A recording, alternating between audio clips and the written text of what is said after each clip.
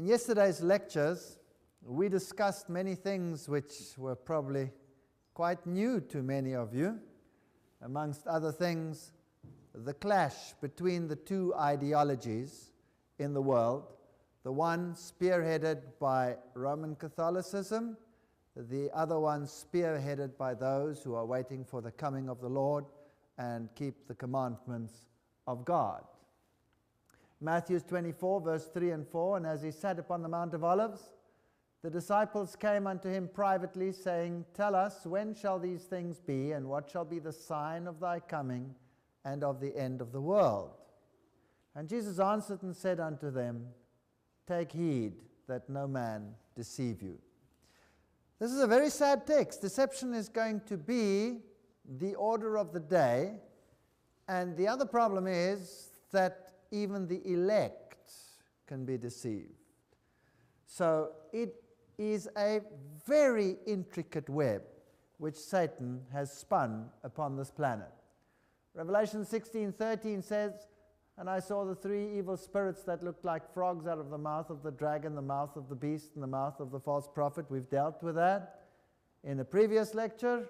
They are spirits of demons performing miraculous signs, and they go out to the kings of the whole world to gather them for the battle on the great day of God Almighty. Demonic forces working amongst men to deceive them. And the only safeguard we have against any of this is the Word of God. Matthew 24:24, For there shall arise false Christs, false prophets, shall show great signs and wonders, insomuch that if it were possible, they shall deceive the very elect. So, signs and wonders are going to be an order of the day. And how can we prevent ourselves and others from being deceived? Who are the elect? Obviously those who have made the Word of God their stay and their bastion. Yesterday we discussed the 2,300-day prophecy, and we saw that Satan hated the beginning of the prophecy, but he hates the end of the prophecy as much, because the end reveals a people that will stand for Jesus Christ and his righteousness. And we saw that Rome reissued the challenge. I'm pleased to hear that it's still on their website, so you can pick it up yourselves if you are willing to do so. Most Christians assume that Sunday is the biblically approved day of worship. The Roman Catholic Church protests that it transferred the Christian worship from the biblical Sabbath, Saturday, to Sunday, and that to try to argue that that change was made in the Bible is both dishonest and a denial of Catholic authority. If Protestantism wants to base its teaching on the Bible, it should worship on Saturday. So, what is the Roman Catholic Church actually challenging? Is it challenging people, or is it challenging God's Word? Yes, it's challenging God's Word. And we just happen to be caught in the middle of the battle. That's all. You will remember that the Catholic Sentinel had this article where it says people who think that the Scriptures should be the sole authority should logically become Seventh-day Adventists and keep Saturday holy. And, of course, this article on Mary Online, where the editor said either the Catholic Church is right or the Seventh-day Adventists are right. There can be no other choice. That was an amazing statement. What a bomber. You cannot believe it. And if one chooses neither, then the whole doctrine of sola scriptura collapses. All right, so what's the argument about? The veracity of the Word of God. Now, it just happens to be that the Bible predicted that a group of people will come at the end of time and will stand on sola scriptura and will stand for the Lord as it is described in the Bible. And if you choose neither, then sola scriptura collapses. Now, how does an organization that does not rely on sola scriptura, how does it defend itself when it comes with false doctrines? What's left when you take the Word away? Tradition And if that is not going to convince the people, what do you need? You need signs and wonders. You need events that will convince people that this is the truth. Since 1844, we've been living in the judgment time, and the judgment standard, you remember that? But whoso looketh into the perfect law of liberty, and continueth therein, he being not a forgetful hearer, but a doer of the work, this man shall be blessed in his deed. So speak ye and so do, as they that shall be judged by the law of liberty. Now, there are two laws in the world today. Two sets of laws. The one set of laws is in the Bible. The other set of laws is where? Who made those? Yes, Roman Catholicism. And that is very strange. The Bible says, if you love me, keep my commandments. That is a question of authority. Whose authority are we going to accept? Well, obviously, if you believe in sola scriptura, you're going to follow the authority of the Bible, which is the authority of God, Jesus Christ. Here's the patience of the saints. Here are they that keep the commandments of God and the faith of Jesus. So here is this one group at the end of time. Testimony of Jesus, you will remember that we went through that text. It is the spirit of prophecy, and we did a whole lecture on that.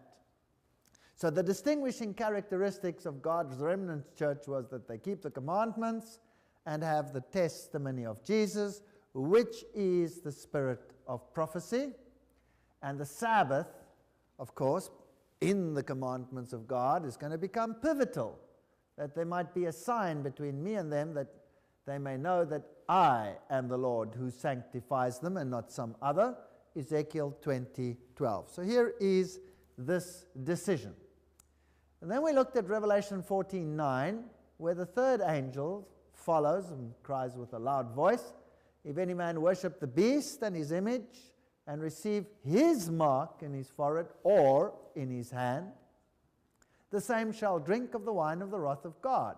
So if you start thinking like him, believing him, or just obeying him, then you are worshiping him. And then this indignation will be poured out that we spoke about. So this wine of the wrath of God will be poured out, and there will be a terrible consequence to this action. Now, we've dealt with this already, so I'm just briefly summing it up here before I set the stage for the two organizations, the two ideologies coming into conflict. The Pope has power to change times, to abrogate laws, to dispense with all things, even the precepts of Christ. That is one of their decretals. So obviously, if you're going to believe in sola scriptura, then you will say that that is presumption. That is not biblical. Of course, the Catholic Church claims that the change was her act, and the act is a mark of her ecclesiastical power and authority in religious matters. So they say, we changed it. Sunday is our mark of authority. So Sabbath Sunday is the clash point. It's not the question of a day, as we have said. It's the authority of God that's being questioned. Either sola scriptura or the word of another system, Catholicism. The church is above the Bible. So the attack is on God and His Word. We must not see this an attack as a personal attack. This is an attack on God. Who does the devil hate more than anyone else in the universe? Christ. This is an attack on Jesus Christ, nothing other. This is his total onslaught. And this transference of the Sabbath observance is proof of that fact. So let's have a look at the definition of truth. The law is truth. Psalm 119, verse 142. Thy righteousness is an everlasting righteousness, and thy law is the truth. Okay? Psalms 119, verse 151. Thou art near, O Lord, and all thy commandments are truth. Then the word is truth. John 17, verse 17. Sanctify them through thy truth. Thy word is truth. There's the other definition. And then Jesus is the truth. John 14, verse 6. Jesus said unto them, I am the way, the truth, and the life. No man cometh unto the Father but by me. That's the biblical doctrine. And it cannot be compromised. If you believe in sola scriptura, it cannot be compromised. What's the Jesuit catechism say? The other side of the story? Or what if the Holy Scriptures command one thing and the Pope another contrary to it? The Holy Scriptures must be thrown aside. We have two sets of norms in the world. What is the Pope? He is the Vicar of Christ, King of Kings, Lord of Lords, and there's but one judgment seat belonging to God and the Pope. Well, I'm afraid this God is not my God, because my God said, I change not. Jesus Christ the same yesterday, today, and forever. He's not going to change. And definitely he's not going to allow his vicar to throw the Holy Scriptures aside. Is he going to do that? I have my doubts. Whether we like it or not, the whole world is in one camp or in the other camp. Now, remember that the Mary is the mediatrix in Catholicism. 1854, the Pope declared Mary immaculate. 1951, Pope Pius defined and enforced the doctrine of the bodily assumption of Mary.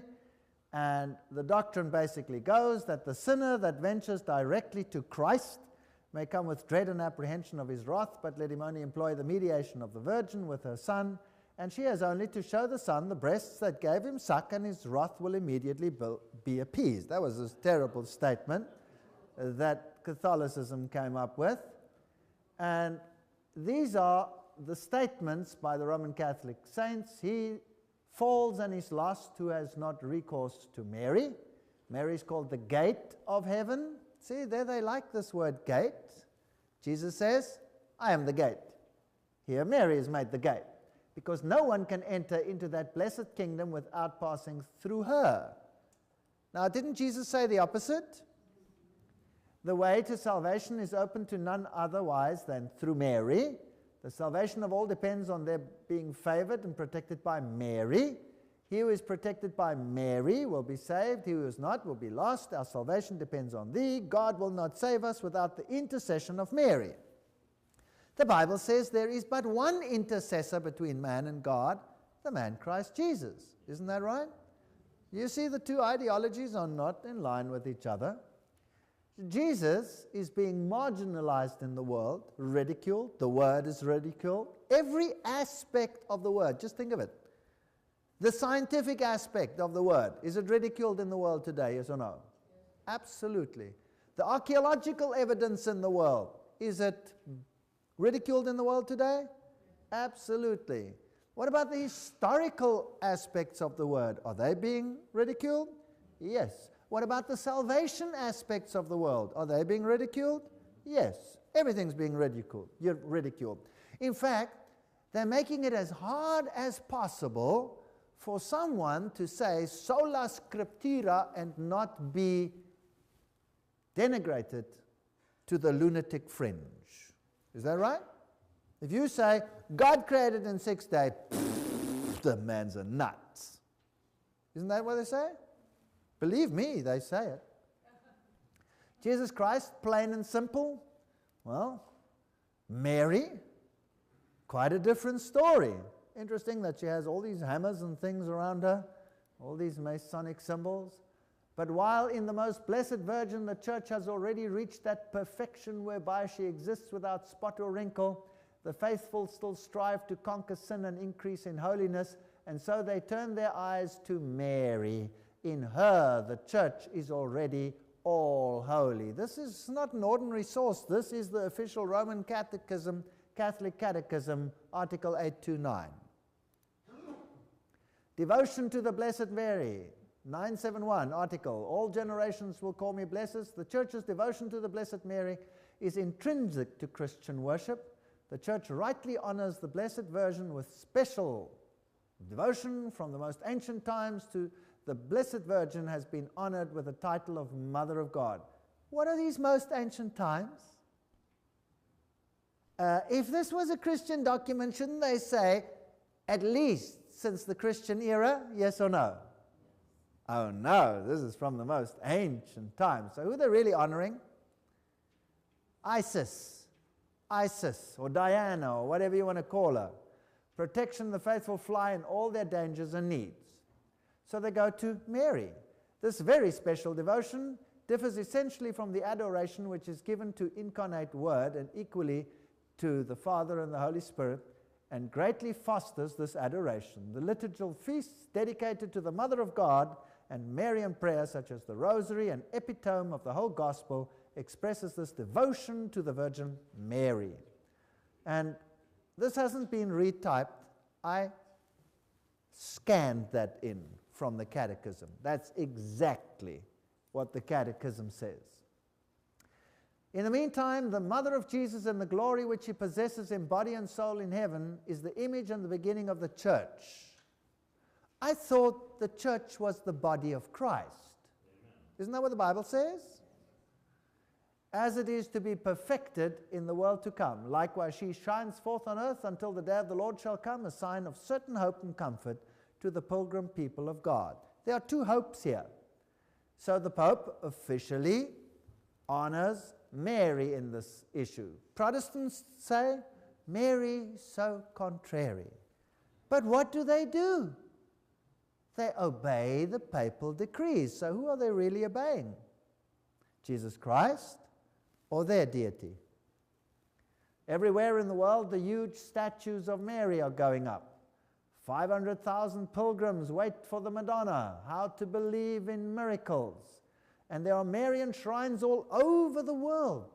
This one over here in Austria, and you go to it and you see all these things hanging over there, crutches and what have you, people that supposedly have been healed by Mary. This poor Catholic man over here has just said his confession at this Marian shrine, and there it says, Maria hat geholfen, Mary has helped. And depending on how many sins he has, there are various crosses in this little church.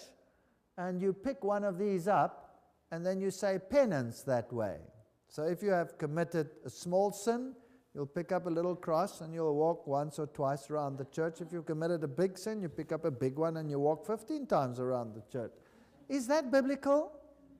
No, it's not biblical. But the Marian movement is incredibly powerful. This one over here is Saint Maximilian Maria Kolbe. He's the founder of the Knights of the Immaculata. And their aim, this priesthood's aim, is to further the cause of Mary. Here is a fascinating story about Mary's visions that she has brought about. The woman, Eve, had a decisive role in the fall of mankind through her disobedience to God and desire to exalt herself. The woman Mary has a decisive role in the salvation of mankind through her obedience to God. Doesn't this turn the gospel upside down? Pope Paul VI in his 1967 encyclical Signum Magnum identified the Lady of Fatima as the biblical representation of the woman clothed with the sun. Okay, this is where the clash started coming in. Mary says, in a vision of Fatima, she said, I am the virgin of revelation. Now, that's the one side. The other side that we looked at said the virgin of revelation is who? The church. The church that keeps the commandments of God and holds to the testimony of Jesus. Both can't be right. Absolutely not. Revelation 14:6, and I saw another angel fly in the midst of heaven, having the everlasting gospel to preach unto them that dwell on the earth, and to every nation and kindred and tongue and people. There will be a people that will represent Jesus Christ, saying with a loud voice, fear God and give glory to him. Masculine. For the hour of his judgment is come, and worship him that made heaven and earth, the sea, and the fountains of water. So this organization says God is the creator. Catholic Church says Genesis is nonsense. It's official. The Catholic Church has officially debunked the literal interpretation of the creation according to Genesis as utter nonsense. Here, Vatican Thinking Evolves, this was Time magazine. The Pope gives his blessing to natural selection, though man's soul remains beyond science's reach. Two ideologies. The one saying, God, the other one saying, that's rubbish. What's he doing to the Word of God? He's saying the Word of God is utter nonsense. Well, Papst Johannes Paul II und die Bibel hat doch nicht recht. And the Bible is wrong after all. So he says in Osservatore Romana, which is the official mouthpiece of the Roman Catholic Church, that Darwinism is right and the Bible is wrong. Here is Elm Street Journal, this magazine, and they're having an interview here with a Jesuit. Consul Magno likes to point out that creationism is a 19th century Protestant heresy. Isn't that interesting? The ancient church fathers knew better than to interpret the Bible that way. The Jesuits got their first telescope after Galileo published his extraordinary findings that Jupiter had 4 moons, etc., etc. So the Roman Catholic Church doesn't believe this. Here they asked him, aren't you guys creationists? No, it's a 19th century Protestant heresy. Now, I want you to think. Are you all with me on this? When did Protestantism arrive? 16th century, right or wrong? Okay. Then why is it a 19th century Protestant heresy? From when to when was the 19th century? From 1800 to 1900, right? What date sort of fits nicely in the middle there? 1844 somewhere maybe, do you think? Why should this be a 19th century Protestant heresy? This is a Jesuit speaking. They know exactly who their problem child is. It's interesting. Protestantism, well, here you have a Protestant church. This is a Calvinistic church. Nice symbol of the sun there. Sun symbol on the window. That's still okay. Outside is this plaque over here where it has these petrified stones, and it says these stones are 250 million years old. And does Protestantism support officially creation, or does it support evolution? You tell me. It supports evolution. Every main synod of every Protestant church in the world has officially accepted the evolution account as somehow to be incorporated in the biblical account. So here we have a problem. The Dutch Reformed Church also officially did it. Well, here I am in the biggest Protestant church in Switzerland. It's the Evangelische Kirche, for those who understand German. Some nice plaques over here, and some nice posters along the walls, interesting ones, and there is their creator. Now, who's that? This is Brahma breathing in and Brahma breathing out. Now, this is an amazing story. I was invited to give a series on evolution creation in Switzerland, and they happened to hire this hall, just because it was a nice hall. It was just a hired hall from the Evangelische Kirche on evolution creation. And the flyers went out, and everybody was invited. And then on the day before the lecture started, the pastor of this institution came to us, and he asked the question. He said, well, you know, I never really thought about this, but what are you going to say? are you going to say that God created, or are you going to support evolution? What are you going to do? And I said, no, we're going to show that God created. And he said, well, that's it. Sorry, you cannot have the hall anymore. We're canceling the hall. I said, well, that's very interesting, you see, because we have a contract. We paid to rent your hall, and we have sent thousands of flyers out. That costs a lot of money, and you are canceling the hall. Well, then you're going to be in trouble, because then you will have to pick up all those costs and see to it that everybody who has been invited will be able to go to another venue. That's only fair if you're going to cancel the hall because of that. So they went into a huddle with much steam rising from their heads.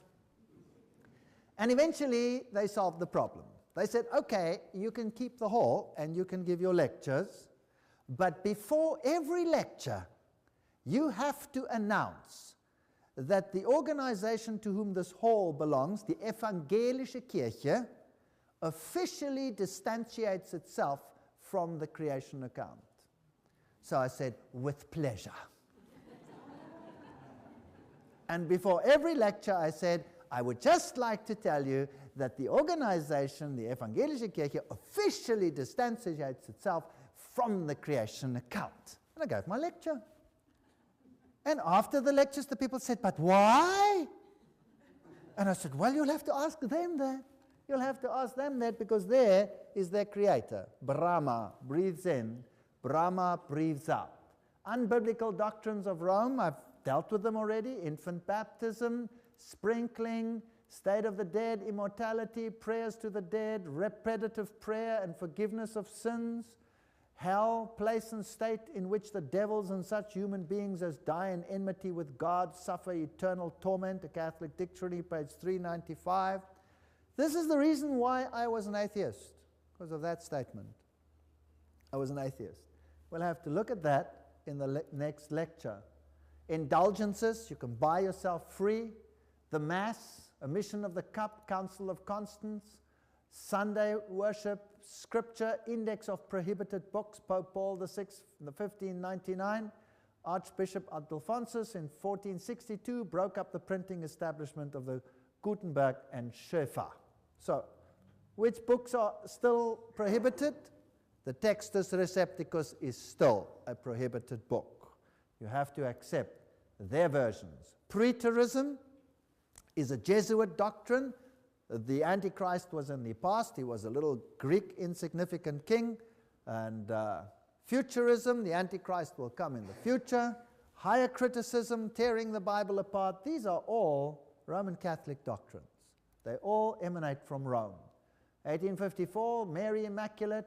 1951, the Assumption of Mary, and all the terrible statements that go along with it. Luke 11, 27, 28. And it came to pass, as he spoke these things, a certain woman of the company lifted up her voice and said unto him, Blessed is the womb that bore thee, and the paps which thou hast sucked. They said to Jesus. But he said, Yea, rather blessed are they that hear the word of God and keep it. Why did Jesus rebuke her? Because what she was uttering was a Babylonian fable. That's what she was uttering. And Jesus said, no, the word of God and obedience, that's the criterion, not some celestial myth.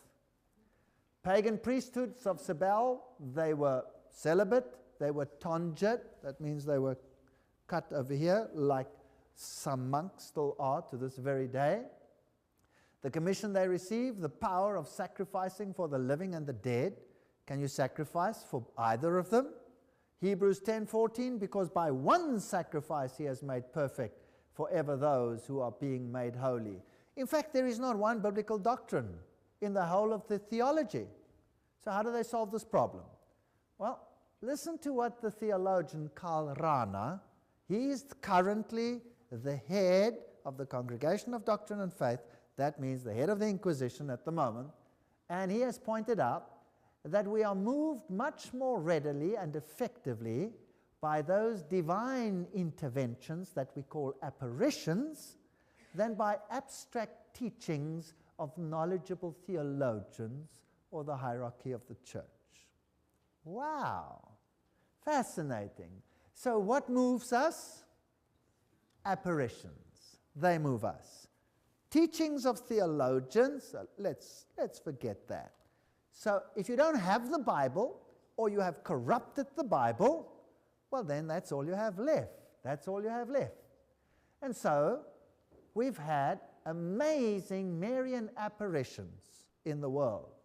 These are the Marian apparitions that have been approved by the Catholic Church. Our Lady of Guadalupe, 1531, approved. Our Lady of Guadalupe means she who crushes the serpent. Isn't that interesting? She who crushes the serpent. Who crushes the serpent? Jesus crushes the serpent. Then this one's fascinating because the date is so interesting. 1846. You know, I sort of get a little bit excited when I see these dates. La Salette, France. It was approved by the church. And she said Lucifer was unleashed in 1864. It's very interesting. Or she said he will be unleashed then, more or less. Whatever. Lourdes, France, 1858. Approved. I am the Immaculate Conception. That's a blatant lie. The only one who was without sin was Jesus. No one else. The Bible says she was a woman under the law, which means she was under the same condemnation of the law as everyone else. She was sinful. But her son was not. And then Pontmain, France, 1871, that's also been approved. Fatima, Portugal, 1917, has also been approved. Mary calling herself Queen of the Rosary. And these three children, Lucia, Francesco, Jacinta. Lucia would live to see the fulfillment of all the messages. A very, very old lady. And then the Belgium apparition, 1932 to 33, approved. I am the Mother of God, the Queen of Heaven, pray always. Here we have Isis, reinstated. Then we have Garabandal, Spain, 1961. Akita in Japan, 1973, approved by the local bishop. Medjugorje of the former Yugoslavia, and present, she's the Queen of Peace.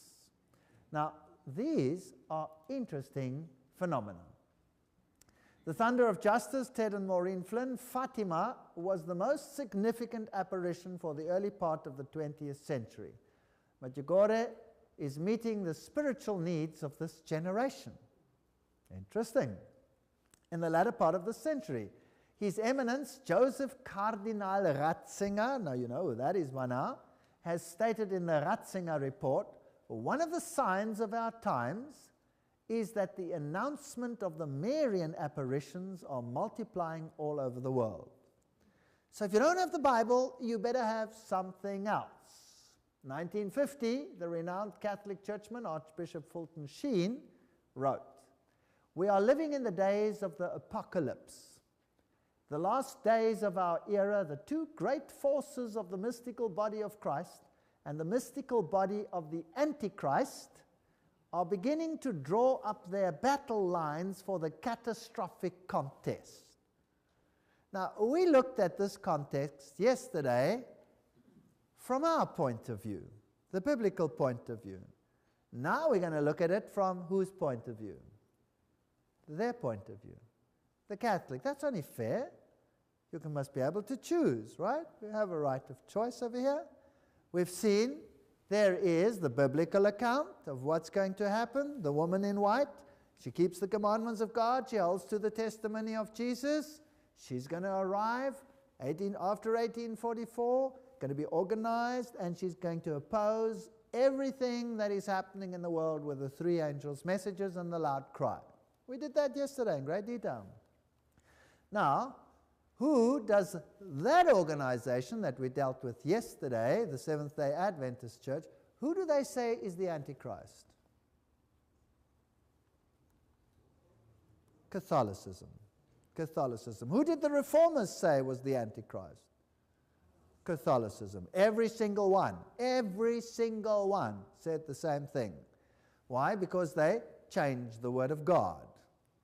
Now, who do you think they will think is the Antichrist? Obviously, someone else. Beginning to draw up their battle lines for the catastrophic context. Here comes a contest. But this contest is one that we're just caught in the middle of. It's really a contest against Jesus and His Word. And if I see that, well, then I'm actually appeased, because I have nothing to worry about. Armageddon. I am now announcing to you that this is the time of the decisive battle. That's what Mary said. So we said the Bible teaches us by all the signs that we've discussed that we're at the end. We're at the battle line. Mary says, in inverted commas, says exactly the same thing. I'm announcing to you that this is the time of the decisive battle. Pope Leo had a vision of a confrontation between God and Satan. Pope Leo was made to understand that Satan would be allowed 100 years to attempt to try to destroy the church. In the vision, Satan chose for his 100 years the 20th century. It's interesting. He's full of furious activity, for he knows that his time is short. Now, if you know anything about occultism, who do they say Satan really is? Who do the occultists say is Satan? Yahweh, Michael, Jesus is Satan. So Christ will have a shot at the Catholic Church, put it that way around, in the 20th century. Interesting. Thank you. La Salette, let's go back to there, 1846, approved. Lucifer was unleashed in 1864. There's the quote in The Thunder of Justice, Ted Maureen Flynn. By the way, Malachi Martin wrote the foreword to that book, so this is not just any old book. So, the Seventh-day Adventist Church was officially formed in 1863. The Seventh-day Adventist Church was organized in 1863 with 3,500 members, half a dozen local conferences, about 30 ministerial laborers, and a general conference committee of 3. Wow, that's kind of interesting. Just an interesting fact. Now, let's have a look what La Salette, France, said the issue would be. That would be interesting, wouldn't it? All right.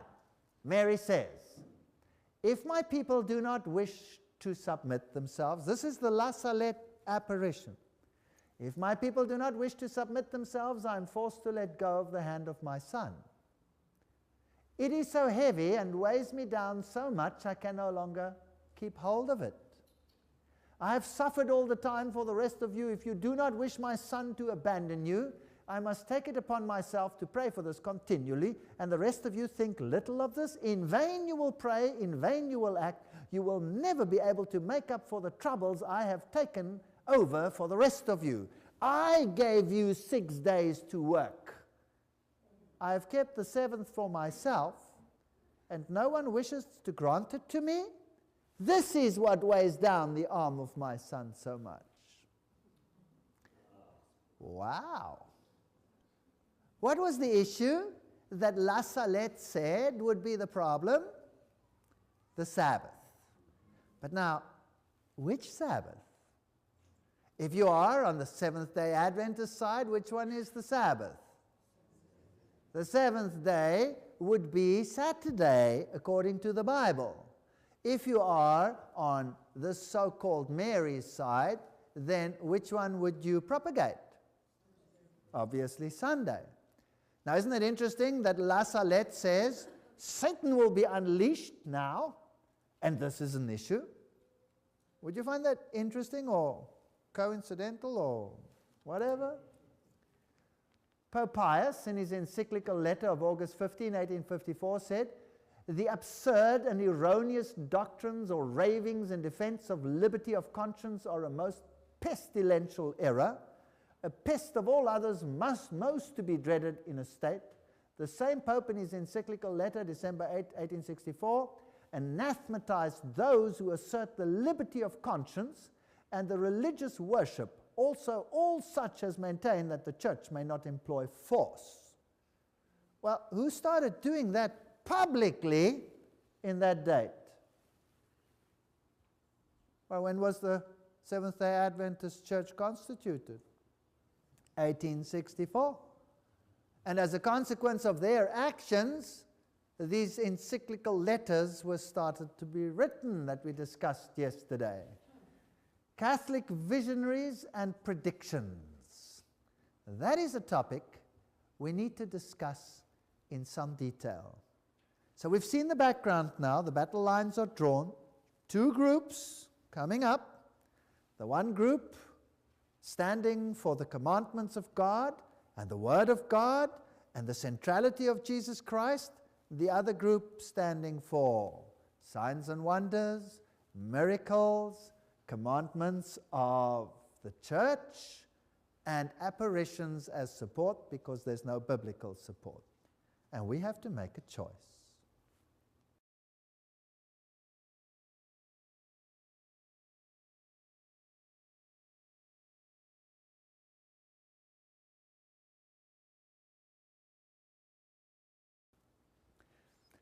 This is the book, The Thunder of Justice, The Warning, the Miracle, the Chastisement, Ted and Maureen Flynn, foreword by Malachi Martin. Let's just read this foreword quickly. It's very interesting. The Thunder of Justice. Only a very distracted and unaware Christian of today could have avoided receiving at least a fleeting impression of the long hot summer of 1993, that for a number of years now there has been a steady build-up of events. In the broadest sense of that word, all of which indicate that humanity as a whole, and the Holy Roman Catholic Church in particular, have reached a fateful threshold beyond which lies a new condition of human affairs. This is interesting stuff. Well, Malachi Martin, professor, Pontifical University, claims to have been an ex-Jesuit, but is of course fully Roman Catholic. There's no such thing as an ex-Jesuit, but nevertheless, who's still in there. Visions, appearances, messages, predictions, warnings, interpretations, weeping statues, bleeding icons, miraculous spring water, spontaneous cures, spinning dances of the sun, eclipses of the moon, little children telling the future, uneducated men and women instructing popes and presidents, nationwide publicity tours by bearers of special revelations. Throughout all of this, an obvious emphasis on the singular role of the Blessed Virgin Mary of Nazareth as the Queen of Heaven, Mother of all the living, and not surprisingly, as the mediatrix of all graces, is pervasive. Very interesting. But such exultancy is soberly contrasted with the other side of this century's carnage, for this is a century that has witnessed and is still witnessing scenes of unmitigated horrors, industrial slaughter of planned wars, literally millions of men and women and children killed, the wiping out sometimes, as it were, overnight of mighty empires, an ever-widening ripple of infanticide running to well over 1 billion in the last 50 years, an ever-climbing number of fratricidal wars, 245 at the date of the writing, are in progress. Waves of tortures and persecutions on all 5 continents, continual stream of natural disasters without known parallel in human history as we know it. This world scene is overhung by a generalized economic depression and the clear emergence of an yet skeletal one-world government that is professionally secular, frighteningly dangerous for human liberty, and in dim outline resembles George Orwell's portrait of a big brother in his 1984 scenario. Truth and error mixed together.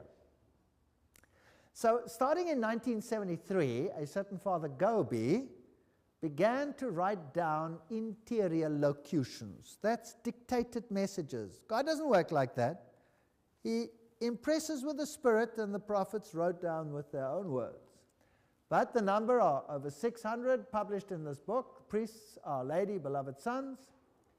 And basically the message says, be faithful to the Pope, total obedience to his commands, ready to fight even to the shedding of their blood in order to remain united to him and faithful to the gospel. Is he recognized by the Pope? Absolutely. There he is, Pope John Paul II and Father Gobi. What does he have to say? He says, September 18, 1988, that we have a period of 10 years, 10 decisive years. In this period of 10 years, there will come to a completion the time of the Great Tribulation, which has been foretold to you in the Holy Scriptures. In this period of 10 years, all the secrets which I have revealed to some of my children will come to pass. Well, September 18, 1988 to September 18, 1998 is the time period which he said. By September 1998, the papacy had every encyclical in place that it needed, including its Sunday encyclical, which came before that date, and including its Ad Tuendum Fidum, which says heretics must be punished if they do not agree with the papal teaching. Everything was in place. In other words, the world is just waiting for the unfolding of the final events. A last dogma that will be declared is that Mary is co-redemptrix, mediatrix, and that means she takes part in our salvation. One scholar remarks that the title advocate is used almost exclusively for Mary and not for the saints. It is particularly appropriate to Mary. That's interesting, because the Bible says that there is one man that can save us, an advocate with the Father, Jesus Christ the righteous. Does it say Mary there? No. So here's another biblical problem. Cardinal Ratzinger reportedly has written, the visionary, that there are no theological barriers to proclaiming such a dogma. So Mary is the contrary one. She is co-redemptrix, mediatrix of all graces, and advocate of the people of God. What a statement to make. That's demoting Jesus Christ. So all of a sudden, in this time period, a huge explosion of activity. We find many, many sightings of so-called UFOs. We find strange things happening, patterns in the field, some of them fake, some of them not explicable. We have apparitions in Eastern mysticism. We have apparitions in Western mysticism. Srinamurti and Krishna, this was the one who was supposed to be declared the Messiah, but now Maitreya has taken his place. In Islam, you have fruits and vegetables, when they're cut open, have the name of Allah in them. In Iran, it is reported in various parts of the city that an image of Jesus has been on the fences and windows. So writes the Iranian newspaper Akhbar in 25 December 1995. In Zaitun, Egypt, Mary apparitions hovered over the churches, and thousands of Muslims were stunned by this. Statues started bleeding. Father Anastios, a Greek Orthodox, was one of the first to see it. Then this lady over here, Hamida, a Muslim, she saw the tears running down the statues, and she said, it was beautiful, so beautiful. Benjamin Cream came onto the scene with his Maitreya stories, and then Maitreya started appearing. And so we have had images of Mary, and we have had light emanating from Japanese Bodhisattva images, Hindu milk miracles, Muslim miracles, hosts and hosts of miracles suddenly all over the world. And where this Maitreya appears, the water gets ripply, and here in Nordenau, Germany, they're running to fetch the water to be healed. Crosses appeared in the windows, crosses that stayed there permanently. Strange lights appeared on the statues of Maitreya in Eastern temples. Interesting hand signals that they have, these people. These lights were not there. There was no candle or a light burning. It was just on the Buddhas. And then Lord Ganesha started drinking milk. And the statues in Hinduism, they started holding milk to them, and the milk would just go, gone.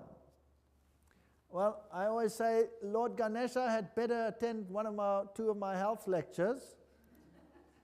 And here's another little statue drinking milk. And so the Hindus were feeding milk to all their statues. A little girl, Hasna, a Muslim girl, started crying real crystal tears. She was investigated by doctors, strange apparitions in the rocks of mysticism. In your continent, the white buffalo calves were born in 1994 and in 1996, fulfilling Native American prophecies. The odds of such an aberration estimated at 6 to 10 million to 1. All these things saying we're coming to the close of time. Vatican II, this is the door commemorating Vatican II, which had stated that all churches can stay what they are, provided they accept papal supremacy. And remember that Don Bosco had predicted that the gospel ship would land between the two pillars of Catholicism, the Eucharist and Mary, 1 year before the close of the century. So 1 year before the close of the century, 1999, they had the ecumenical movement where the Pope was declared the spiritual leader of the world. It went into fulfillment, whether we like it or not. Mary was ready to be made goddess. Millions of Catholics want a godly Mary, and the papal dogma, Maria soll Göttin werden, well, was approved, at least verbally, by the Pope. Our Lady of Guadalupe, 1994, the icons started weeping oil, and strange lights started coming down in Guadalupe, which was supposedly the Shekinah glory. And many religions start worshiping Mary with all these apparitions all over the world. Mary supplants the Earth Mother in Indian rituals. Guadalupe stage. This was the famous dancing of the sun that took place in Fatima, and there water gushes forth, and millions and millions and millions of people go to these shrines to be healed, and they go into the water to be healed. Now this is a very strange teaching, and we find it also in the Bible, where at the pool of Bethesda there lay a man, and the theory went in their minds that when the pool was moved by the angel of the Lord, and somebody happened to be in the pool, then that someone would be healed. And people are saying that verse should never be in the Bible. Well, that verse must absolutely be in the Bible, because the angel of the Lord swirling the water and someone by chance being in there was their mindset. This is Babylonian religion. This is Babylonian religion. But the angel of the Lord in human form was amongst them, Jesus Christ. And he went into that situation, and what did he do? He went to the man lying there, all those years a cripple, and he said to him, "Come, let me help you into the water. I am the angel of the Lord become flesh." And he carried him into the water, waited, twirled it, and put him inside, right? No, that's not the biblical story at all. He rebuked their ideology, their fable belief. Because God doesn't work like this to favor this one or favor that one by a chance twirling, and if you're lucky enough to be in the water at that time, so be it. You don't have to go on a pilgrimage to be saved. No, he rebuked it. He went to the man and he said, "Do you want to be saved? Do you want to be made whole? Yes? Get up, pick up your bed and walk." And it was on the Sabbath day. What a tumult Jesus caused, taking away all of this rubbish in one miracle. Well, Mary is being honored more than Jesus, that's for sure. This is all you ever see the Pope doing. And then, when this Roe versus Wade situation was here in the States with the abortion issue, France exploded this nuclear device, and in the cloud there was something like someone on the cross and the apparition of Mary looking down upon the cross. And these are the little children of Garabandal, Spain, Loli and Jacinta, in ecstasy down here, lying in vision. Notice their eyes are closed. Isn't that interesting? All kinds of interesting things, little children in vision. The messages warn that the people of the earth are floundering in a morass of debauchery, moral confusion, deep spiritual darkness. Should heaven's directions and counsels go unheeded, the eternal Father in the Trinity will be left with no alternative but to forcefully recall mankind to its obligation through chastisement. There will come great turmoil upon this earth.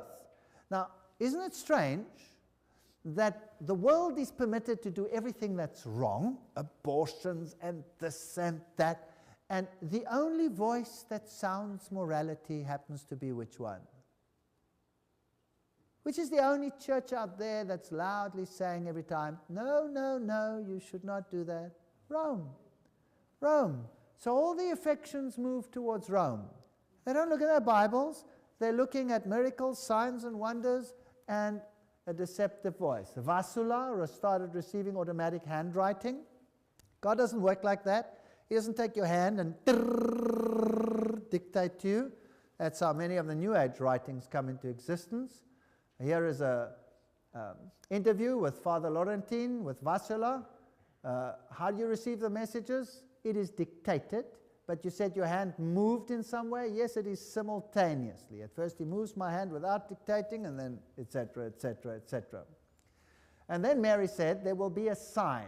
In this former Yugoslavian Medjugorje, Mary has been appearing and giving her messages to the world, and she says, there will be a sign given for the atheists. You faithful already have signs, and you have become the sign of the atheists. So there will be some kind of permanent sign. These are the little children of Medjugorje who were allowed to see the vision. December 7, 1974, Mary revealed to Father Gobi why she chooses the little ones. I, the mother of the church, am personally intervening and initiating my work of salvation. I'm initiating it thus, with simplicity, with hiddenness, and such humble manner that most people will not even be aware of it. But this, my sons, has always been the way your mother has acted. With what? Hiddenness. That's an interesting phenomenon, hiddenness. What's the last book of the Bible called? Revelation. Those are two characters in opposition one to the other. The one's called hiddenness. The Bible calls her mystery, Babylon the Great. And the other one is revelation. God wants you to know. Fatima, Garabandal, Medjugorje, Argentina, Jesus supposedly said, my mother must be accepted, my mother must be heard in her totality of her messages. Souls will come to me through the means of her immaculate heart. Jesus is taking a back street. Medjugorje visionaries, there are little apparitions over there of Mary. There are other apparitions. This one over here was in Arizona. A man saw a bush full of flowers. His wife didn't see any flowers, so he photographed it for her. And when they developed it, there were no flowers, but there was Mary of the Rosary behind the bush.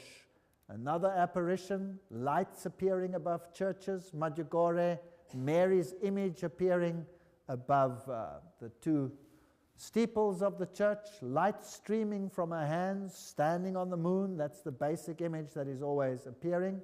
Strange flashes of light everywhere, strange apparitions in the clouds, some of them very clear, like this one over here, Jesus with a crown of thorns face appearing above these sites, strange lights where people walk, pillars of light, this woman standing next to a pillar of light which doesn't exist. St. Francis is another one who regularly appears, roommate of Loyola, where the youth comes together at these sites.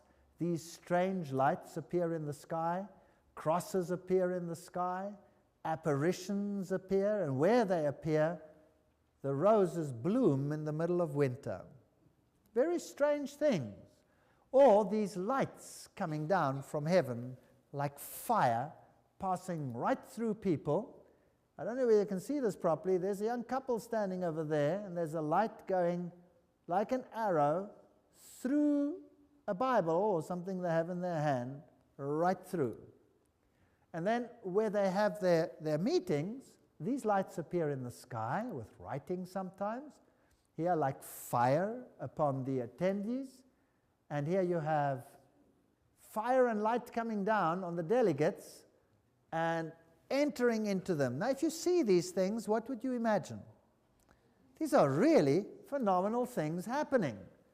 Here are visions of writings in the sky and strange apparitions all over the place where the young people gather. Little apparitions of Mary appearing. This was a volcano, and it was Madonna and child. And this was taken out of an aeroplane, Jesus walking in the clouds. Guardian angels above children, writing. Jacinta was one of the visionaries. Writing appeared in the sky in 1972. Some of these are being interpreted. Pictures like these taking. This is one of the monks of the area in his monk dress, apparently riding a stairway to heaven. This is weird stuff. Here is an escalator in a department store after it was closed, taken by the survey camera of Mary riding the escalators. It's such silly stuff. But it gets worse. It gets worse. Here is Jesus in a tornado, and then the weeping statues. Blood and oil and water. This one over here is a very interesting statue. This is the one of the Philippines in 1993, of this blood pouring from the face. And here you have petals, rose petals that fall from the sky.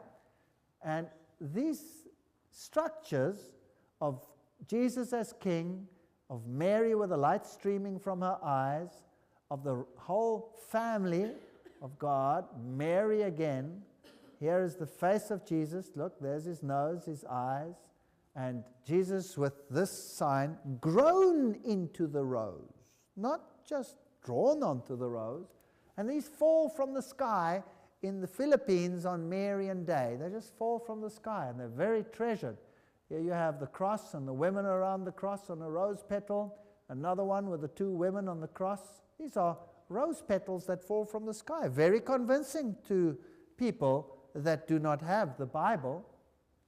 The Father will inflict a terrible punishment on all humanity. Fire will fall from the sky and will wipe out a great part of humanity. Is the devil expecting some major catastrophes? Great lights will appear. Here are some more weeping statues. This is one with oil weeping. And Las Vegas, Nevada, USA, an hour after midnight prayer. Vigil began on December 1998. The miracle statue of Our Lady of Guadalupe began again to weep real tears. She cried again the following afternoon at 2 and 2:30 p.m. Tearful statue called the Weeping Virgin of Las Vegas. That's a good town to weep in, right? Okay. So they really know how to perform these things. Periodically, this statue starts weeping. This statue over here belongs to a lady called Julia Kim. And she is one of the present-day stigmatists of the Roman Catholic Church. Do you all know what a stigmatist is? Stigmatist is someone who bleeds by the hands, or has the marks of Christ, or bleeds by the feet, or suffers the agonies of Christ for the sins of the world. And this is one of her statues. Also, this one over here, a statue of Christ, which started bleeding real blood. They've had it analyzed. The great stigmataries of the world. This one was one of the most famous ones of modern times. Her name was Teresa Neumann. She lived from 1898 to 1962 in Germany. They say she never ate, slept, nor drank. She had no bodily functions for 40 years. That means she never went to the toilet. And she only lived on the Eucharist. Now, if that is true, I don't know. They say so. And she said great natural disasters will come in the United States. Here she is in her stigmatic agonies. Notice the blood running out of her eyes, running down from her hands. And then she would have burnt in crosses after that event. Another famous stigmatist was Padre Pio of Italy, 1887 to 1968. And he said it would be easier for the world to exist without the Son than the holy sacrifice of the Mass. There he is bleeding by the hands, and here he's being helped while he's saying the Mass. And in Rome itself, many of the statues with hosts started bleeding, and the hosts developed blood, And when they said the Mass, the host itself turned into blood. This was one in 1991. Here is another one that turned to blood. Here's another one that turned into a blood clot as they said the Mass. Here is a priest investigating one of the hosts. And then the most amazing thing happened.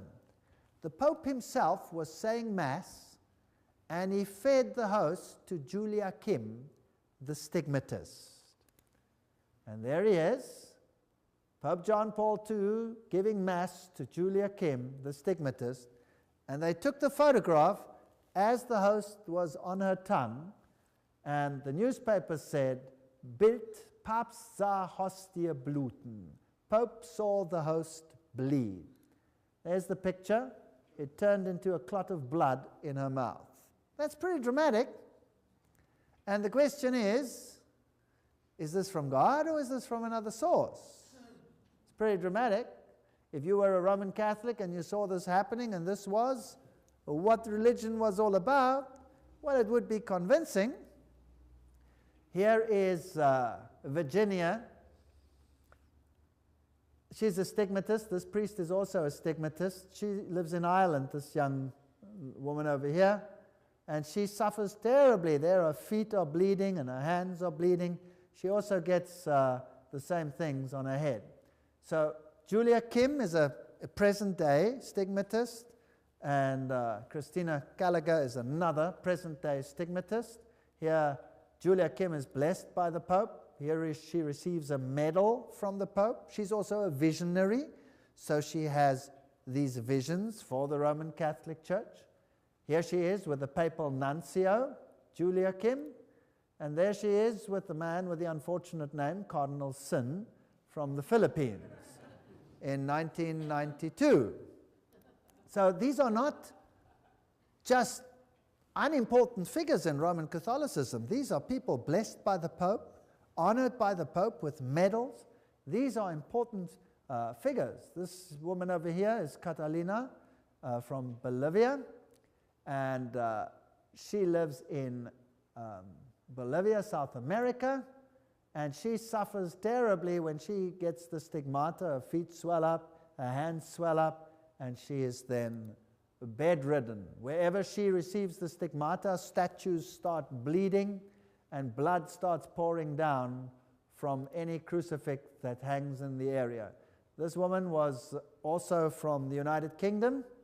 She also received automatic writing. She used to receive the stigmata. She became very, very ill, and then she died as a consequence.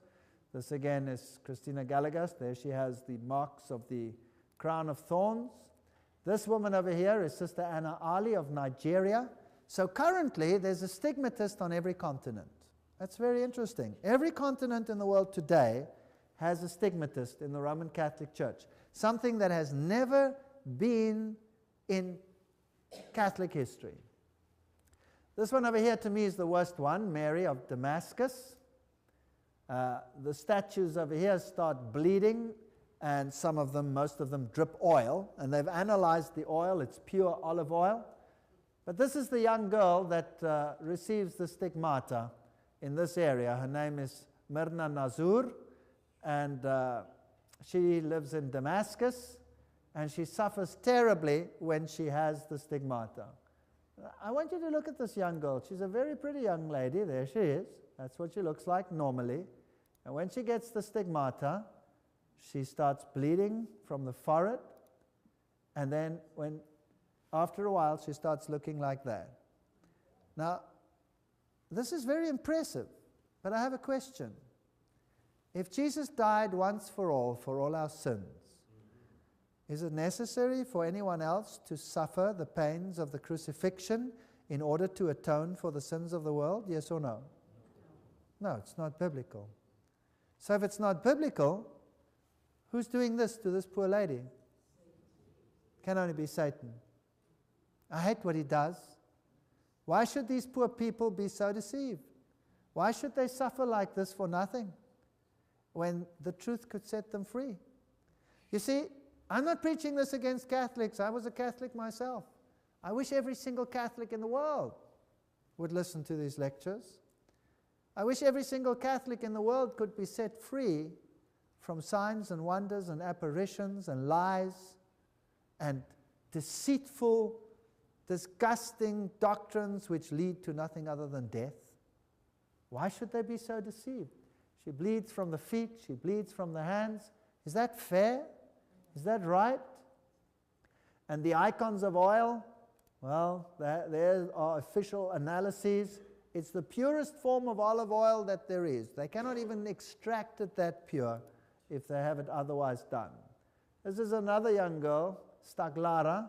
She doesn't have the stigmata, but she goes into great agony and pure olive oil just pours out of her skin.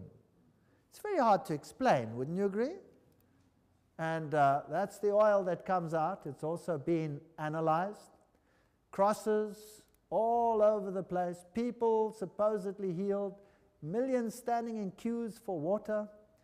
Then in 1996, CNN had a news flash that the Virgin Mary appeared in the front window of a building in Florida. And it was a bank, amazingly enough. And there it is, a permanent picture of Mary. And these are the crowds adoring around this area. Now, when it first appeared, Catholics started praying the rosary and they started speaking in tongues. Anybody who walked by started speaking in tongues. And here is a young woman being converted to Catholicism, and this bubble appeared above, which was the rosary, just appearing miraculously. Taken in 1998 in Georgia of myself and a recent convert named Jill from Taylorsville. She was converted to Catholicism, the grace of God, via the intervention of our Heavenly Mother. This picture was taken after a talk I gave in Atlanta. I was praying over her and her medals when a rosary in the shape of a heart appeared between us in the picture. So these are the Marian apparitions and the stigmata that are happening in the world, whereby Catholicism gets credence as having the stamp of approval from heaven. This is a summary of all the Marian predictions. She says, Pope John Paul II will be the last before the final events. That's interesting. You know, the devil was a liar from the beginning, so I don't take any of the predictions too seriously. I wouldn't, bet my life on them. But surely, if the devil has put up so much hype and so much energy to deceive people, then some of these things are actually so planned that they will more or less work out. Sometimes he makes a mistake. The new pope will be eliminated by an Islamic convert bishop who declares himself pope. Well, we haven't seen that yet. I don't know whether it will happen or not. The New World Order will come. There will be a chastisement. I think that might be trying to explain the plagues that will fall once he has done what he's done. True pope restored, church will reign, and the coming of Christ. Well, I believe there will be a death decree in there somewhere. So the doctrine is not biblical, it's all upside down. And Mary is to be the prophetess of the last times, the Immaculate Conception, the mother of the church, the new Eve, the Queen of Heaven, the Assumption, the Holy Rosary, all of it, redemptrix, mediatrix, advocate, everything that Jesus is supposed to be, she is. Rome does not change. Rome today is as conservative, even more so than it has ever been. And you can check every doctrine in the Catholic Catechism, and you will see it. The Church, the pillar and bulwark of truth, has received the solemn command of Christ from the apostles to announce the saving truth.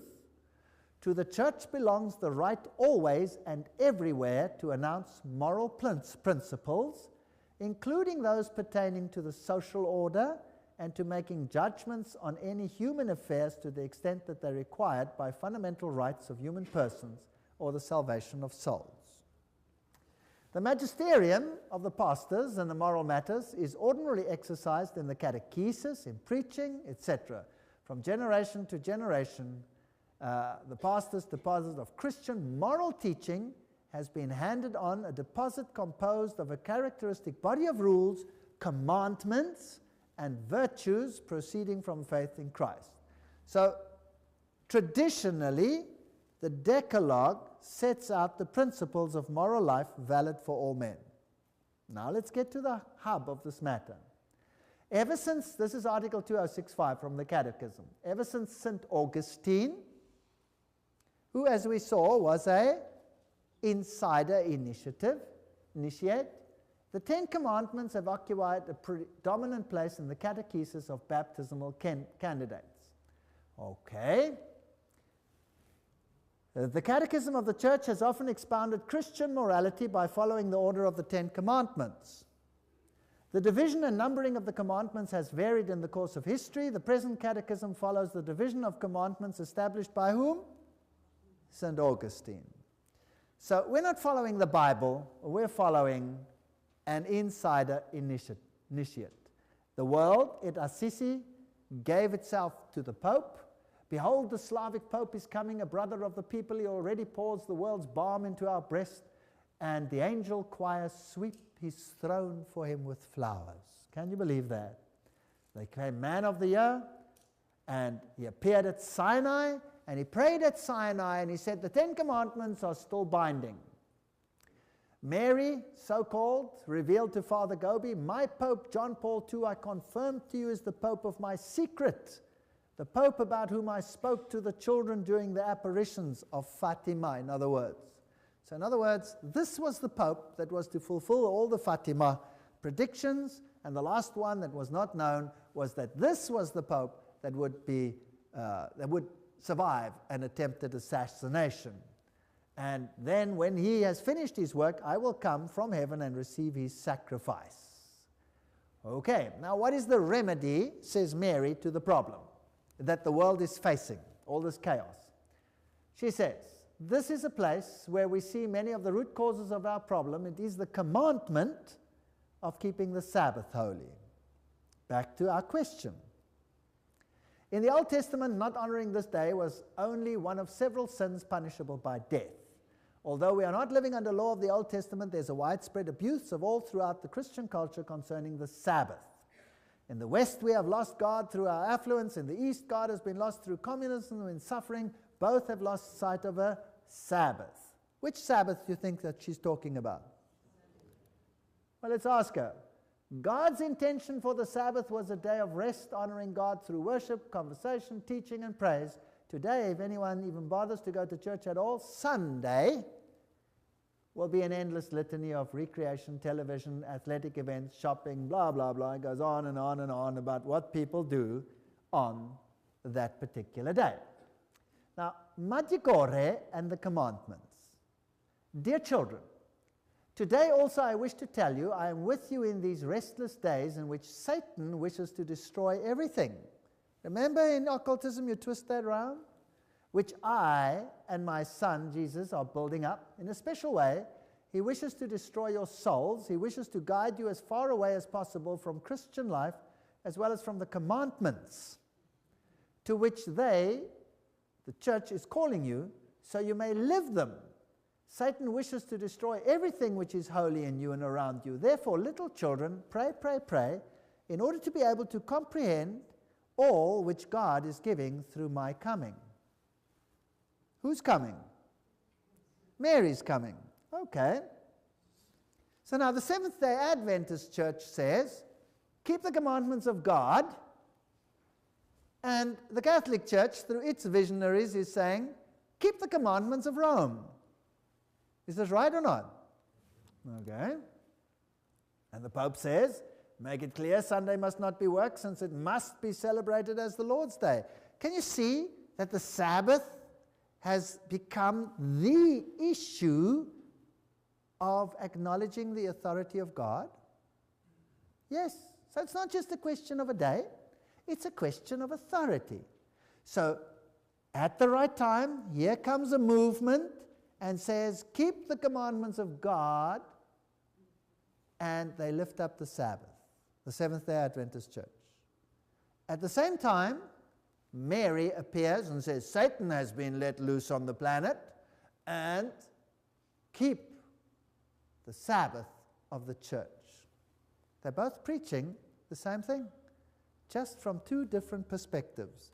And it's your choice whether you want to choose this perspective, the only support you have for the doctrine, signs and wonders and apparitions and bleeding icons and suffering people, that's the support.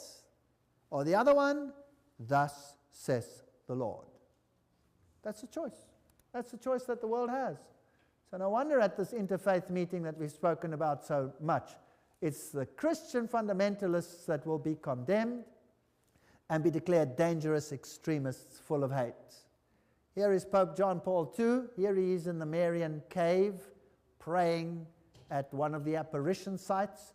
And this is fascinating. This is the Pope's plane, USTWA, with this light shining above it, which Rome says was the Shekinah glory. Okay. On July 13, 1986, our Blessed Mother explained another of her roles through Father Gobi. This is the moment for all to take refuge in me, because I am the Ark of the New Covenant. At the time of Noah, immediately before the flood, those whom the Lord had destined to survive his terrible chastisement entered into the ark.